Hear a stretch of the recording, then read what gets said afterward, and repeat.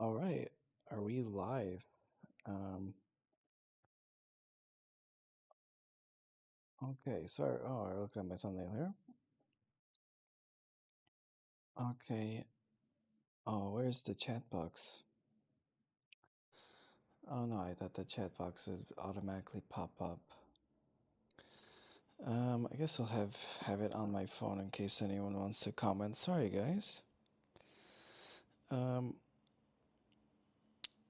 all right, I felt inspired to make a video about me reading and talking about the Course in Miracles.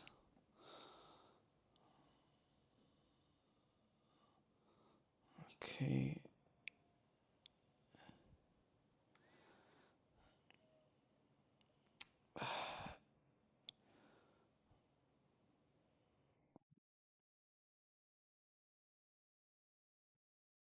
Okay, next time I'll have to look up the chat box. Sorry, guys. I I do want to.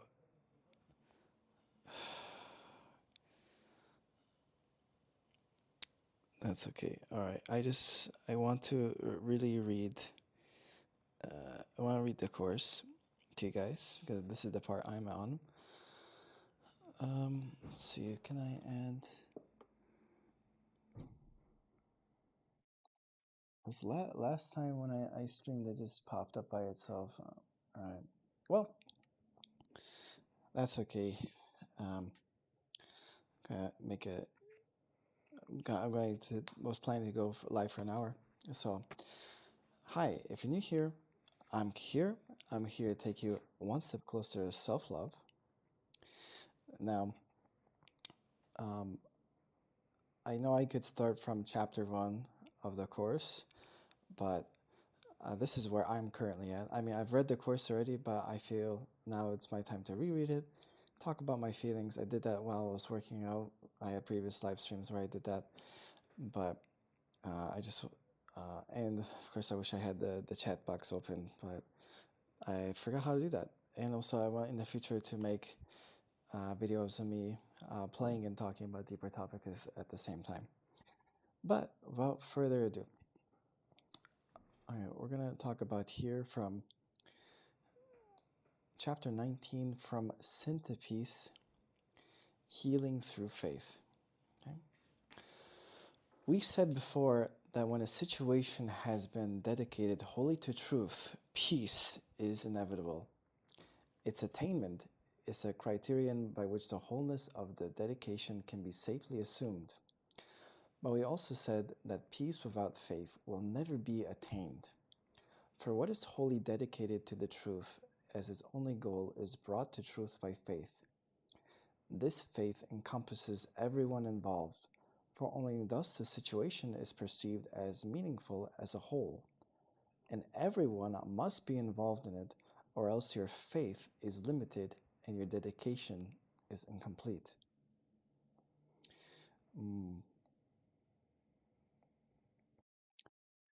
Right.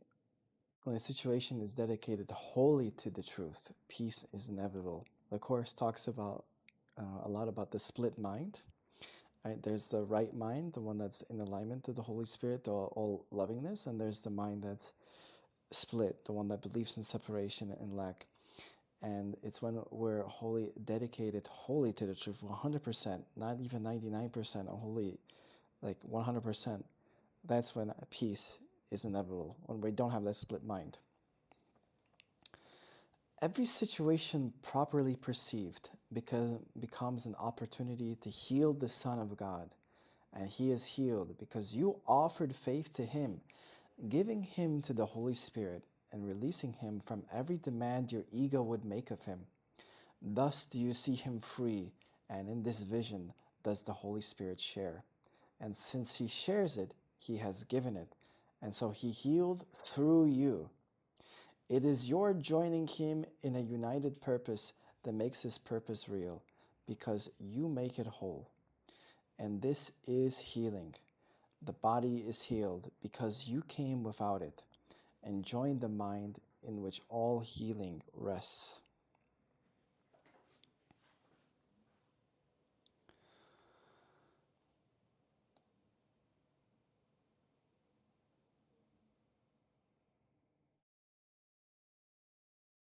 Mm. Right. And this is the hard part. It's going to get into also like forgiving of the past, right? The healing of all our brothers. It's like properly perceived becomes the opportunity to heal the Son of God.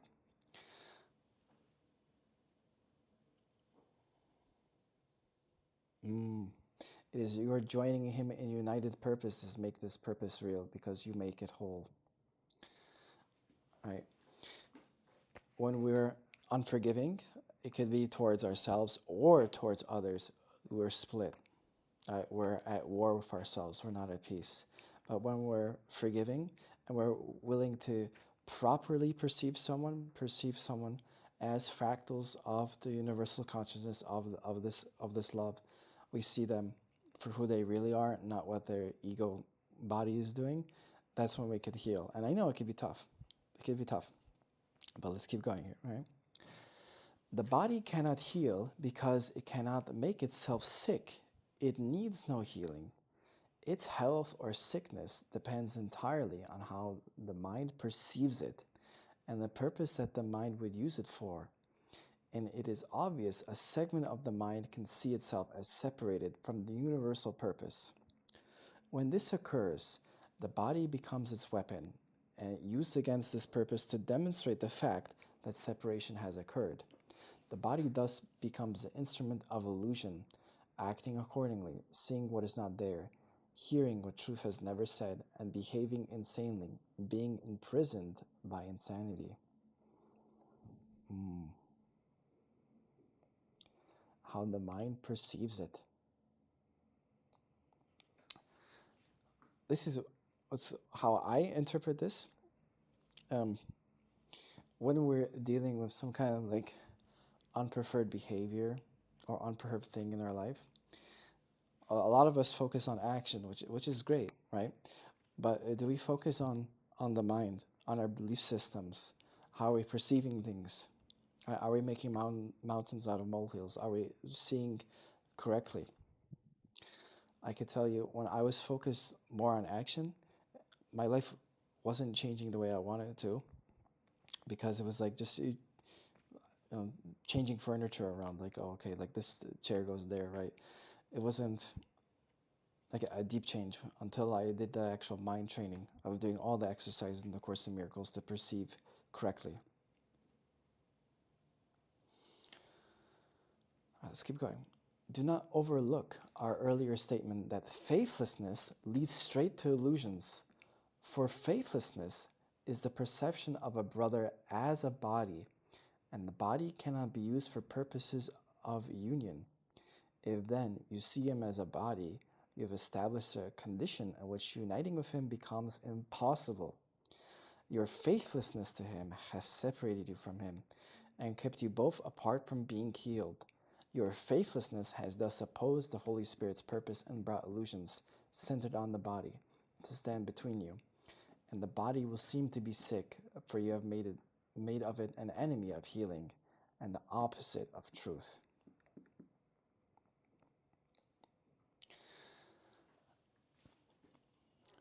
All right, we're going to talk about faith.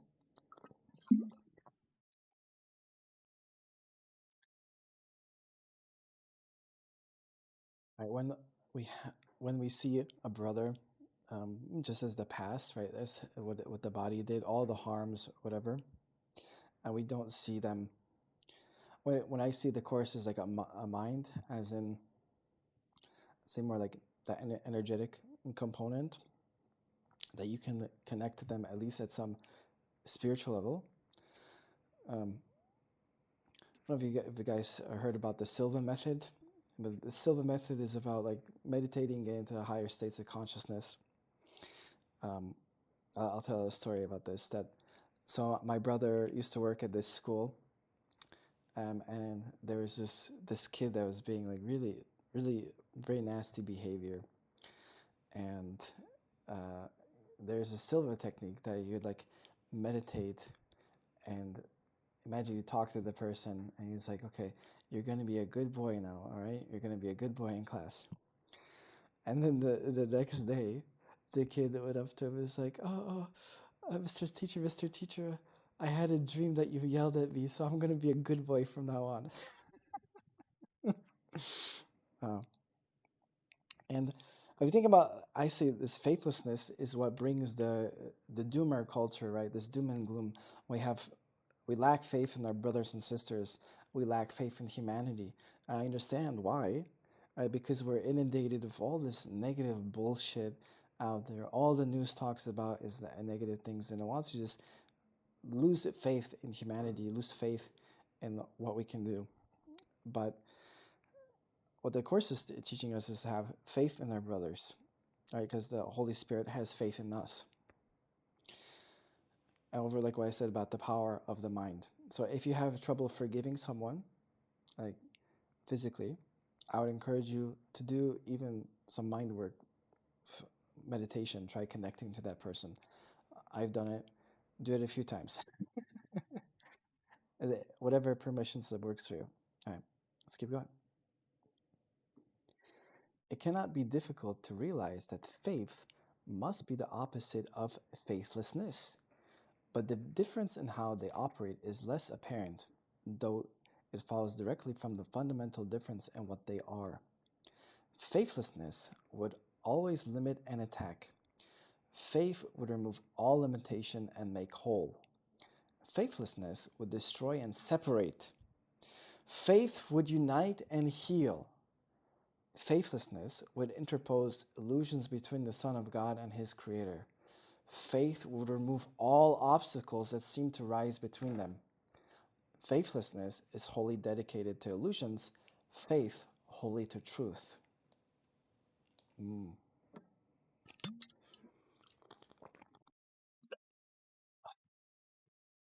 Like, faithlessness would always limit and attack.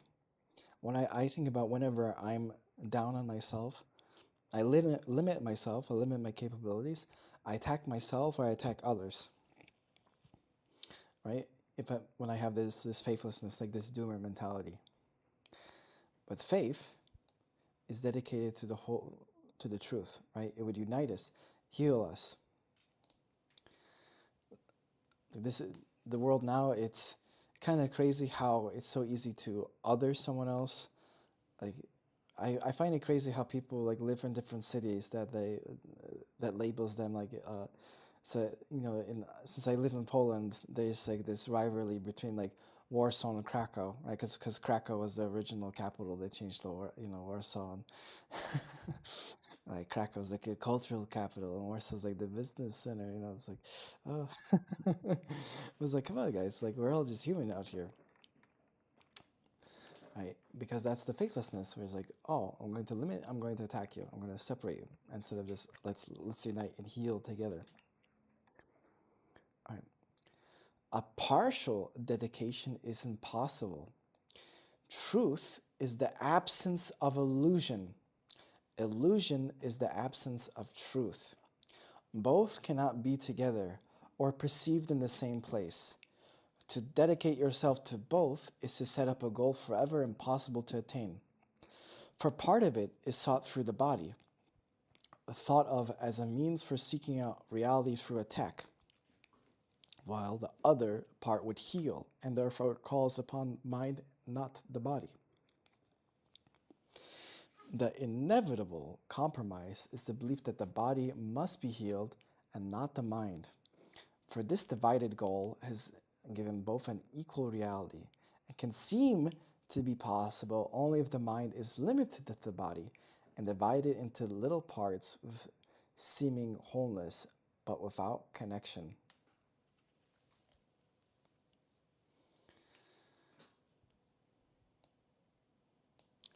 Right?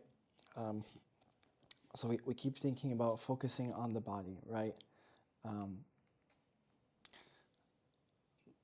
And I understand. It's like, oh, like let me improve the bank account, let me get the abs, let me get the car, whatever. But we pay little attention to the mind. Like what's going inside your mind? Your beliefs, your thought systems. To dedicate yourself to both is to set up a goal forever impossible to attain. And I think a lot of us are like this, like, mm, I'm kind of into illusion, I'm kind of into truth, right? But the course is saying, no, this is impossible, right? You can think you can do it, you can think you can have both, but you're just going to be suffering, basically. All right, let's keep going. This will not harm the body, but it will keep a delusional thought system in the mind. That's what I'm saying, right? Here, then, is healing needed, and it is here that healing is. For God gave healing not apart from sickness, nor established remedy where sickness cannot be.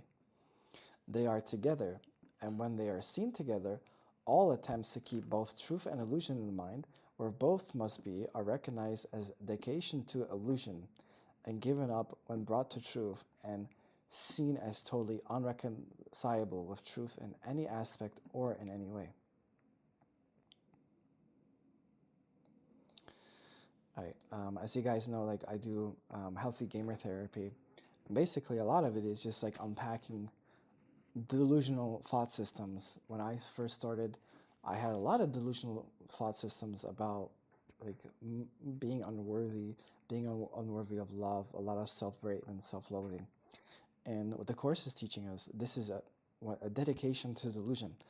Like, who is making up this truth that you're incapable, you're a bitch baby, whatever swear word that comes into your mind?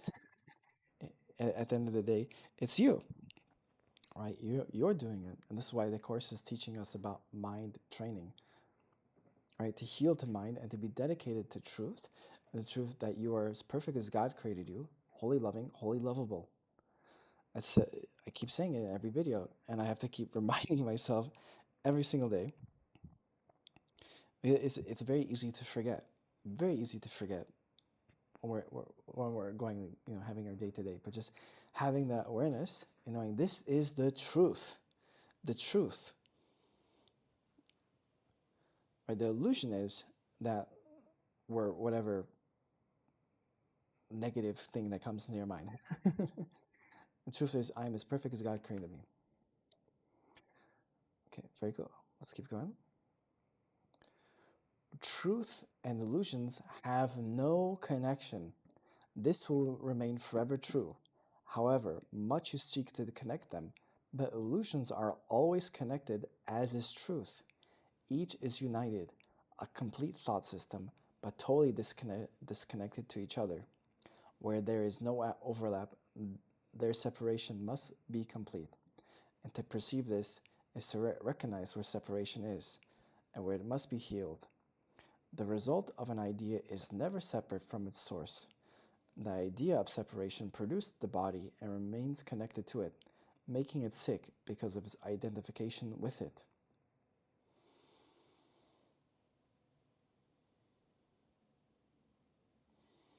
The idea is never separate from its source.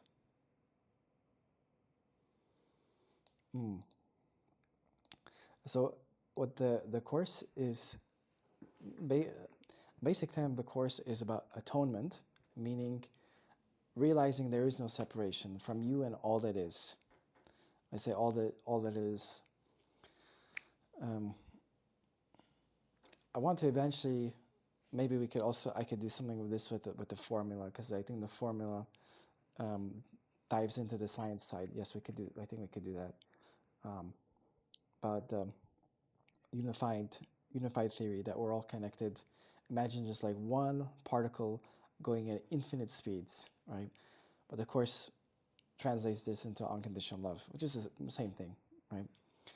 And the atonement is realizing that we're not separate from that, right? If you break down your body into parts, right, we're all made of atoms. What are atoms made of? Subatomic particles, right? What are subatomic particles made of? Energy, right? All of it is just one thing. But we believe that we're separate, we're separate, isolated beings. There becomes the problem, right? All right, let's keep going. For number 9. You think you are protecting the body by hiding this connection, For this concealment seems to keep your identification safe from the attack of truth. If you but understood how much this strange concealment has hurt your mind, and how confused your own identification has become to you because of it, you do not see how great the devastation wrought by your faithlessness. For faithlessness is an attack which seems to be justified by its results. For, for by withholding faith, you see only what is unworthy of it, and cannot look beyond the barrier to what is joined with you.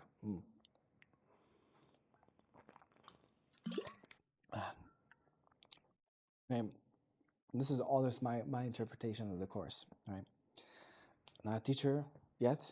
Maybe one day I'll take a course or whatever. But I've read it, done all the workbook lessons. It's changed my life. But this is coming from my perspective, okay? For faithlessness is an attack which seems to be justified by its results. And for me, faithlessness is when I would berate myself, abandon myself, throw myself over the coals because of some mistake or somewhere, like I should be somewhere else where I want to be in life. And I feel, well, it's justified, right? Because if I don't feel bad about it, if I don't make fun of myself, if I don't shame myself, I'll never change. But withholding this faith, you see what is unworthy of it. You see the unworthiness. You are worthy of so much more. You're worthy of unconditional love, of having your life, of your dreams. And I know that's like woo-woo, and like I'm on my journey too. I really believe in that. But I believe the love has to come within from you. And I used to tolerate so much bullshit, so much attack from myself, and I don't do that anymore. I still have my moments, but like 10 times better than where I was. And I say I'm worthy, and just like as you are worthy of so much more. Now we have to go through this barrier of love towards ourselves. To have faith is to heal. It is the sign that you have accepted the atonement for yourself and would therefore share it.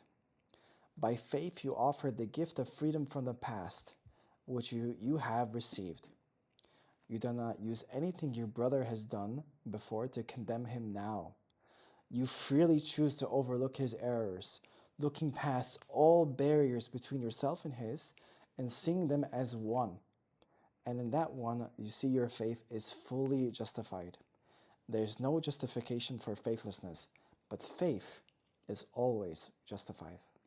Oh, that's beautiful, guys. Right, the atonement for yourself, and you would share it, right?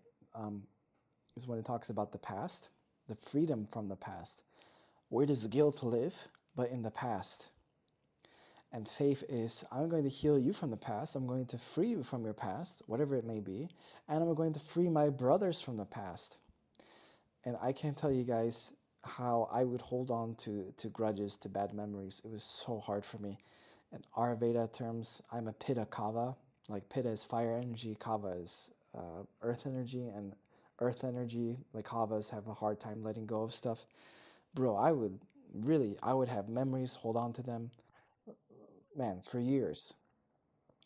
But obviously I wouldn't have had peace, right? Because what am I creating in that moment? Right? The mind doesn't know what's happening in the past or what's happening in the future, right? Because all there is now. But we can take ourselves back in the time machine over and over again. But to have faith is to heal, right? To accept the atonement for yourself. I am free from my past, and so are my brothers and sisters. I know a lot of my videos were talking about my parents and stuff, and how I had to be like, oh, all right, it's over, it's over, right? There's no justification for faithlessness, but faith is always justified. Right, looking past all the barriers between yourself and his, right? The barriers of love towards yourself and towards your brothers. And I know there can be tougher people, whatever, but that's why what's helped me is meditating, doing the self. It could be Silva method. I just talked about this during Healthy Gamer about meditation. It's a reminder for me because I used to do it a lot. I see this is a call to action to me, but meditation is basically Giving, spreading love and kindness, I think it first starts for like someone you know, someone you dislike, someone you love, to the people around you, to your country, to the world, and to yourself. Right? Isn't that beautiful? We give ourselves that gift every day. All right, 11. Faith is the opposite of fear, as much a part of love as fear is of attack. Faith is the acknowledgement of union. It is a gracious acknowledgement of everyone as a son of your most loving Father, loved by him like you, and therefore loved by you as yourself. It is his love that joins you, and for his love you would keep no one separate from yours. Each one appears just as he is perceived in the holy instant, united in your purpose to be released from guilt. And in your faith he is released. You saw the Christ in him, and he was healed, because you looked on what makes faith forever justified in everyone. Mm.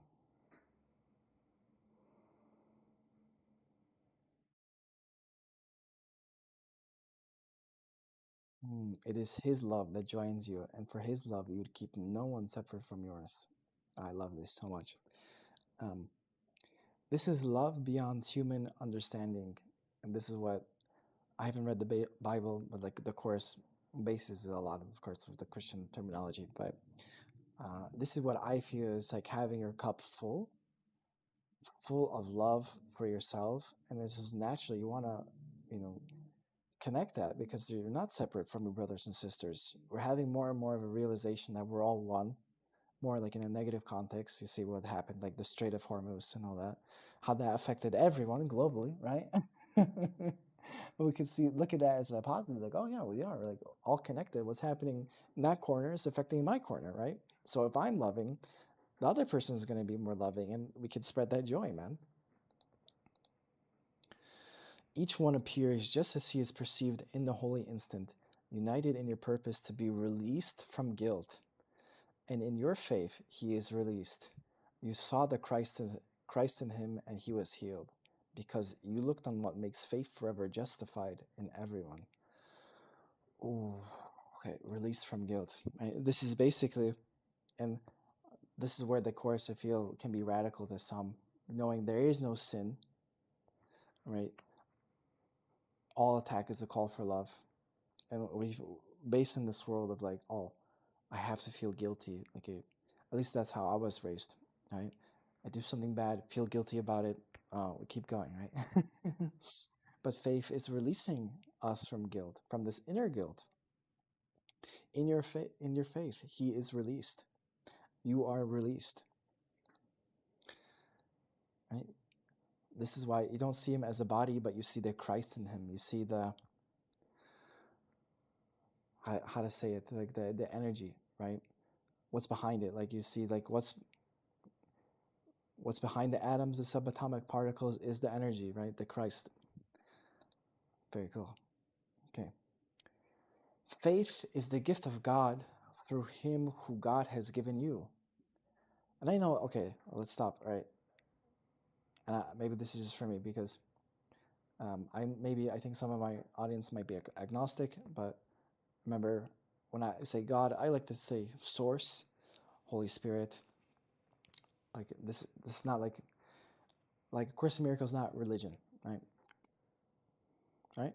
Spirituality baked in, positive psychology. That's what I like about it. All right. Faithlessness looks upon the Son of God and judges him unworthy of forgiveness.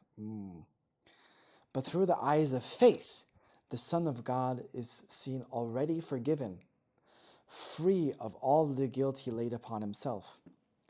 Faith sees him only now, because it looks not to the past to judge him, but it would see him only what it would see in you. It sees not through the body's eyes, nor looks to bodies for its justification. It is the messenger of the new perception sent forth to gather witnesses unto its coming and to return their messages to you.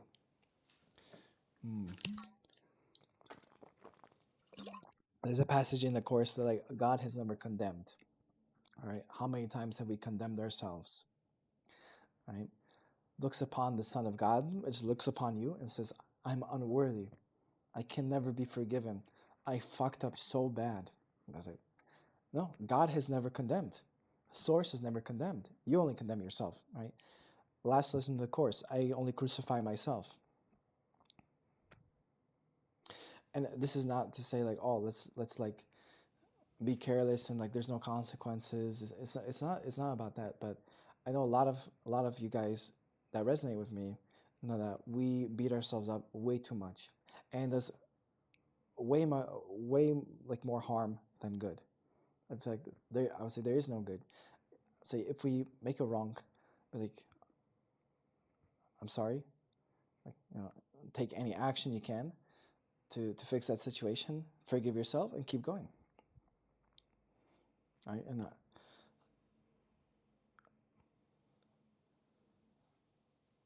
all because obviously it's not about like causing harm to others. um, it's about giving yourself a break, because like condemnation is judgment, right? And you can't have unconditional love with a judgment, right? That's we say love beyond human understanding. Right? It doesn't look at the bodies. It doesn't say, "Oh, you worked really hard today. Oh, you get a day off. Now you get to get love. Oh, you made like all this money. Now you get to love yourself." And I was like, "No, I love you now, this instant, this instant. Even if you're in the gutter, even if you're in the lowest of the low, no matter what's happening, bro." All right, 13. Faith is as easily exchanged for knowledge as is the real world. For faith arises from the Holy Spirit's perception and is the sign you shared with Him. Faith is a gift you offer to the Son of God through Him and wholly acceptable to His Father as to Him, and therefore offered you. Your holy relationship with its new purpose offers you faith to give unto each other. Your faithlessness has driven you apart, and so you do not recognize salvation in each other. But faith unites you in the holiness you see, not through the body's eyes, but in the sight of Him who joined you and whom you are united. Faith arises from the Holy Spirit's perception and is a sign you share it with Him. It's okay.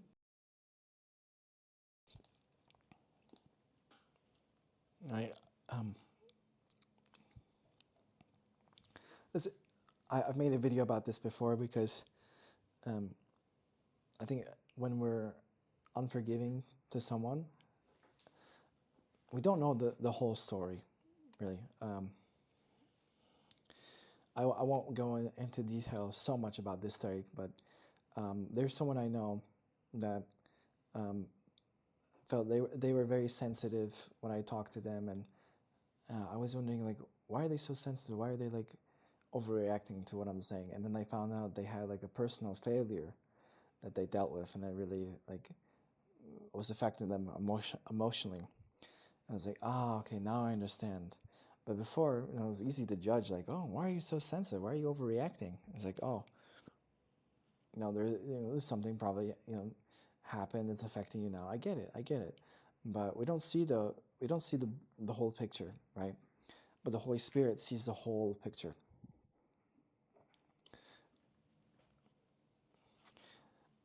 And also, like, remember what the Course says, like, I could choose peace instead of this at all times. And that means even if you made a quote unquote mistake, you feel like you should be somewhere else in life. It's like, I could choose again. I have faith in myself. The Holy Spirit has faith in me. I could choose again to see this differently. All right, your faithlessness has driven you apart. When we get into this doomer mentality, like, oh, life will never change, people are awful, fuck people. And see how like isolating that is, right? But also, I think it's like embracing ourselves. that have those thoughts, right? And all attack, and that's an attack to other people, is a call for love. And to look at that aspect of yourself with love and to embrace it. Very cool. Let's keep going. Grace is not given to a body, but to a mind. And the mind that receives it looks instantly beyond the body and sees the holy place where it was healed. There is the altar where the grace was given, in which it stands. Do you then offer grace and blessing to each other, for you stand at the same altar where grace was laid for both of you. And be you healed by grace together, that you may heal through faith.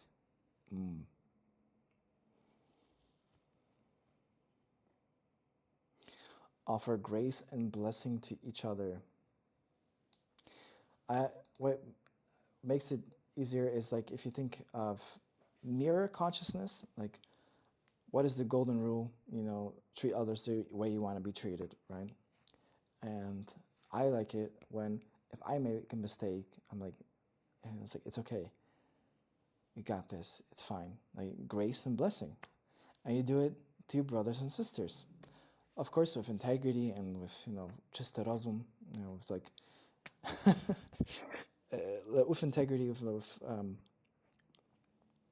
wisdom, right? But still, you offer a grace to this person. Take a step back. Of course, to yourself, right? Like I said, give grace and blessings to yourself. So I would go back to myself, my 25-year-old self. Be like, give yourself grace. Like, hey, we're going through a tough time, but you got this. All right, blessing. Like, I bless you that you'll have good fortune. You'll get through this time. Isn't that amazing? When I talk to Healthy Gamer, like a lot of us like abandon ourselves, right? We call ourselves names. Like I said, it's self-abandonment, self-beratement, name-calling. That's not grace. That's not blessing. It's the opposite. But we heal through our faith by offering grace and blessing. Very cool. All right, let's keep going here. Number 15. In the holy instant, you stand before the altar God has raised onto himself, and both of you lay faithlessness aside and come to it together. There will you see the miracle of your relationship as it was made again through faith. And there it is that you will realize that there is nothing faith cannot forgive. No error interfaces with its calm sight, which brings the miracle of healing with equal ease to all of them. For what the messengers of love are sent to do, they do, returning the glad tidings that it was done to you who stand together before the altar from which they were sent forth.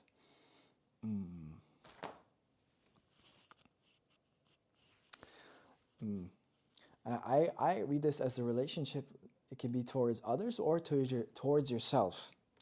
It was made again through faith. Imagine the relationship you have with yourself if it was giving with grace, with blessing, with love, unconditional love.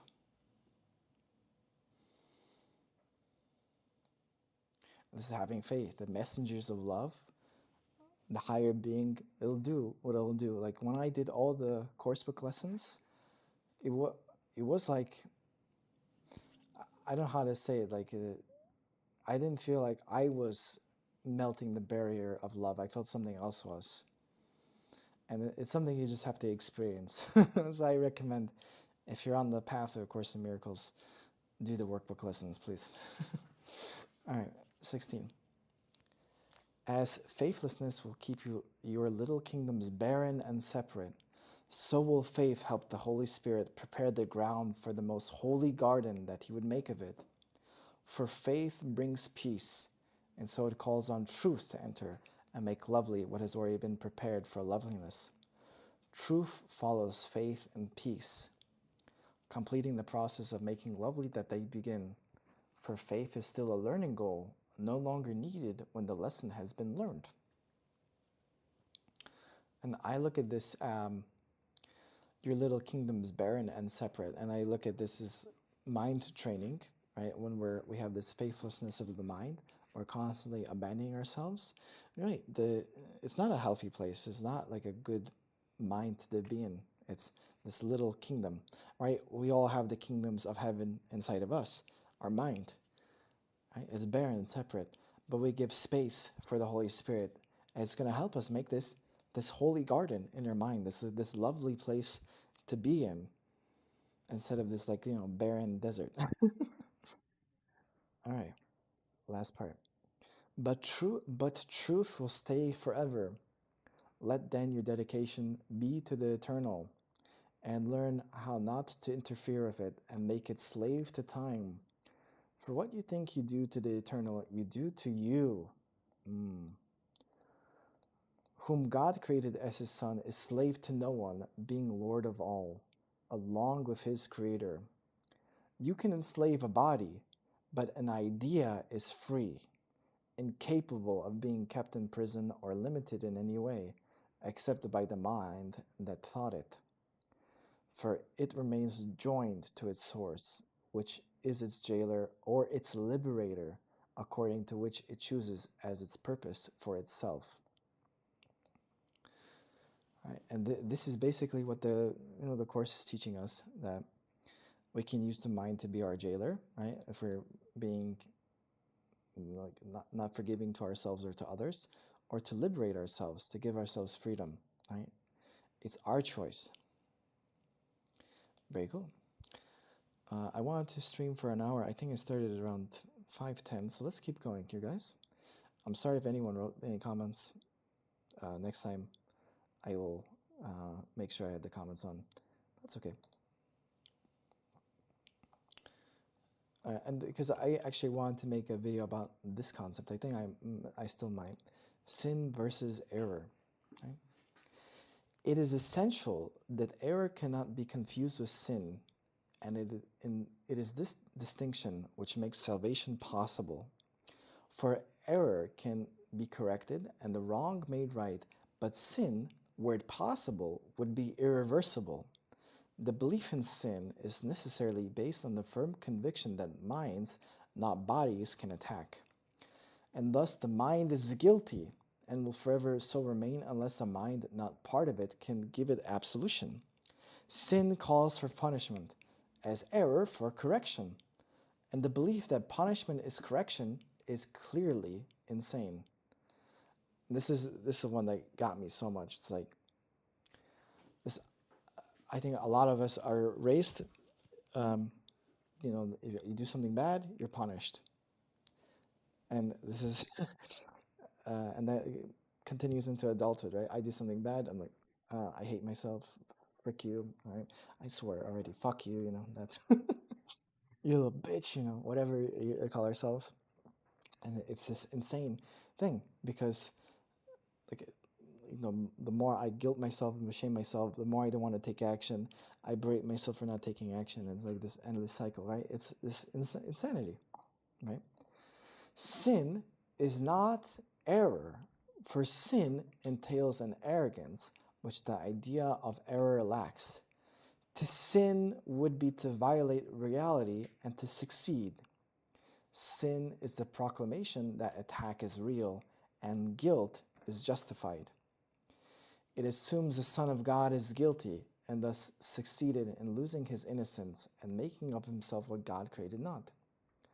Thus is creation seen as not eternal, the will of God open to opposition and defeat.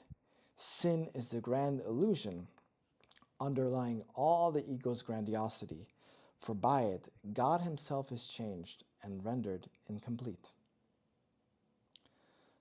Let's keep going. The Son of God can be mistaken. He can deceive himself. He can even turn the power of his mind against himself, but he cannot sin. There is nothing he can do that would really change his reality in any way or make him really guilty. That is what sin would do, for such is its purpose. Yet for all the vile insanity inherent in the whole idea of sin, it is impossible. For the wages of sin is death, and how can the immortal die? All right. we can deceive ourselves that we are these guilty pieces of shit, right? We can deceive ourselves that we're these loser bitch babies, whatever, right? But and we can believe it, right? But in reality, like the truth of the capital T, I am as perfect as God created me. I'm as perfect as the Holy Spirit, source, whatever, the um, the field that connects us with everything, right? It can never really change. We cannot really be guilty, all right? But we can make it seem so real. And this one, for the wage of sin is death. And how can the immortal die? That our spirit, the immortal part of us, will continue forever. But the ego is a death wish. Right? It's like, oh, why don't you just die already? You're so worthless. Right? If we believe in this sin mentality, and the Course is saying, no. All right, let's keep going. A major tenet in the ego's insane religion is that sin is not error, but truth. And it is innocence that would deceive. Purity is seen as arrogance, and the acceptance of the self as sinful is perceived as holiness. And it is this doctrine that replaces the reality of the Son of God as his Father created him and willed that he be forever. Is this humility, or is this rather an attempt to wrest creation away from truth and keep it separate? Oh, guys, I'm telling you, being raised as Catholic, this stuff is still hard for me, right? Purity is seen as arrogance, right? Because we're taught from, since you're a kid, like, you're a sinner, sinner, sinner. All right. And and when we accept ourselves as, oh, we're sinful, like, this is holiness, right? I'm atoning. What are those called in the church where you pay that your sins be absolved, right? Like that's the no, I forgot what it's called. You know what I'm talking about, right? And this keeps us separate.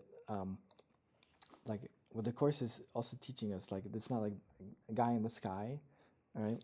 Am I in the camera? The guy in the sky. It's like we have more of a direct connection to our own spirituality, our own divinity, instead of like this separation, right? There's this guy judging you, making you feel sinful. All right. All right, number 5. Any attempt to reinterpret sin as error is wholly indefensible to the ego. The idea of sin is wholly sacrosanct in its thought system and quite unapproachable except through reverence. It is the most holy concept in the ego system, lovely and powerful, wholly true, and necessarily protected with every defense as its disposal. For here lies its best defense, which all the others serve. Here is its armor, its protection, and the fundamental purpose of the special relationship in its interpretation.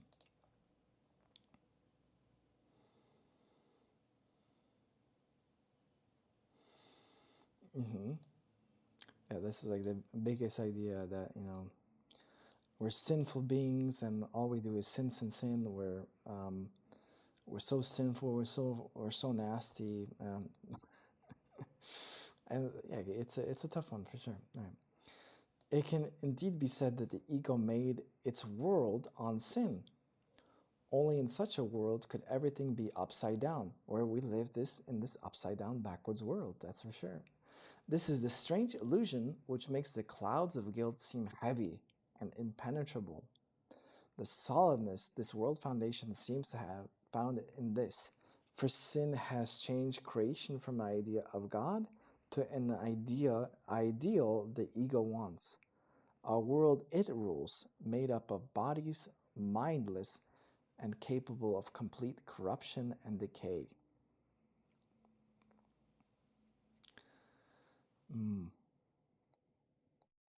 Like clouds of guilt seem heavy and impenetrable. I've had days where it's like this heaviness over like stupid bullshit. As you guys might know from my previous videos, that this is undiagnosed, but like I have like a CPTSD from emotional neglect from my parents, and not to blame anybody. It's not about blame. It's just about like understanding. about myself. And if I made a mistake, like my nervous system acts up and it feels so heavy, this cloud of guilt. I had this cloud of guilt because I didn't say goodbye to somebody after my improv show. And I was like, bro, like, come on. It's like, I want to treat anyone else this way, but for me, it's like still like constant reminder, but because we live in this upside down, backwards world, right? Because there's still this part of me that believes like, I need this guilt to, I don't know, like to teach me a lesson or something, right? But this is upside down and backwards. It's not unconditional love, man. So if this is a mistake, it can be undone easily by truth. Any mistake can be corrected if truth be left to judge it. But if the mistake is given the status of the truth, to what can it be brought? The holiness of sin is kept in place by just this strange device. As truth, it is inviolate, and everything is brought to it for judgment. As a mistake, it must be brought to truth. It is impossible to have faith in sin, for sin is faithlessness. But it is possible to have faith that mistake can be corrected. This is like the basic tenets of the healing journey, is making this shift that instead of looking at things as a sin, and it doesn't have to be like sin as like a religious thing, that a sin can be anything that you want to make yourself feel guilty for. Instead of looking at like, I need to punish myself because I have done something bad, I have harmed whatever it is, I need to look at it as a mistake that it can be corrected. And it's a simple thing, right? But do we do it? Because I was looking at myself when I said I didn't say goodbye to that person after my show. I felt I sinned. I was guilty. I made myself feel guilty. But now I look at it as like, oh no, it's just a mistake. Okay, next time we'll be like, okay, I'm gonna say goodbye, make sure, whatever. Simple. Man. Right. There is no stone in all the ego's citadel more heavily defended than the idea that sin is real, the natural expression of what the Son of God has made himself to be and what he is. To the ego, this is no mistake, for this is its reality. This is the truth from which escape will always be impossible. This is his past, his present, and his future, for he has somehow managed to corrupt his Father and change his mind completely. This is where we can corrupt our mind so badly. We can have this, what I call the mind virus, not the woke mind virus, but you know what I mean. This doomer mind virus. We fucked up in the past. I'm fucking up in the present. So therefore, my future is fucked up. So why bother? Why try? Right? And the ego is saying, no, you're not. This is not a mistake to be corrected. Whatever you're doing, you are just a fuck up. You are sinful. Right? You should feel guilty. Right? And this is what it'll do anything to escape from this truth.